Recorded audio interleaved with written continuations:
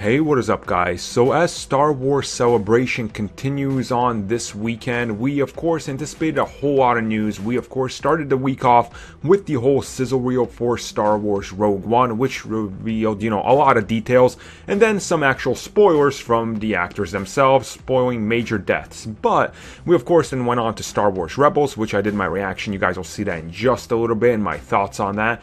And today we actually got a huge update. So the young Han Solo, and specifically the untitled Star Wars anthology film that is going to be focusing on young Han Solo, officially, directed by Christopher Miller and Phil Lord, who of course have been responsible for some of the biggest movies in Hollywood in the last couple of years. They dropped a huge bomb that we now officially do have a Han Solo. We have the actor who is going to be playing him, and to no one's surprise, it is a name we heard just about 4 or 5 months ago, and, due to unconfirmed sources, of course, but now officially making that confirmed. So Alden right here, I think honestly he's going to be pretty good. Looking at some of his filmography, not that I've seen much of it, but everybody's been praising his work on Hail Caesar, which is a movie I haven't seen just because it doesn't really speak to me or doesn't really appeal to me in any regard. As you guys know, I like fantasy or science fiction. But just looking at it and how people are reacting to him and just seeing his filmography, obviously, and some of his great work that he's been in, just seems to indicate that they obviously have a trust in what he's going to be able to be doing. Now, whether you're going to be recasting or rebooting or whatever you're doing, you have to be, very careful when you cast an actor. Specifically, if it's Han Solo, that is probably one of the most cherished and beloved characters in any film ever.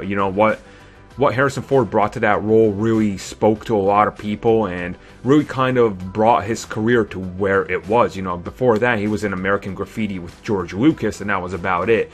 So really trying to go out and recast that is pretty ballsy. So the fact that he's willing to step into the shoes of something like that must speak confidence to his level of acting and his level of, talent to be able to bring something like that and be willing to actually just gamble pretty much the rest of his career on Star Wars.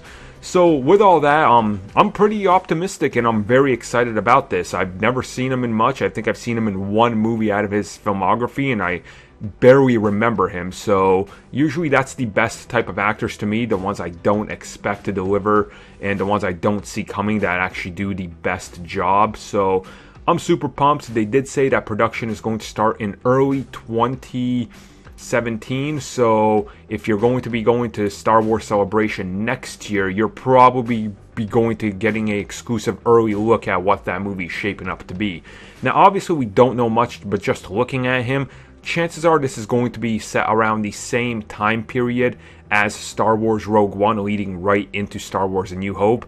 And there were rumors that he was cast 4 months ago to be able to be included in the reshoots for Star Wars Rogue One, which would make a lot of sense, honestly, if they wanted to really try to get, a feeling for the role and try to put another cameo in there. That would make a whole lot of sense. Specifically that he might not remember or talk about any of those characters because they're all gonna die.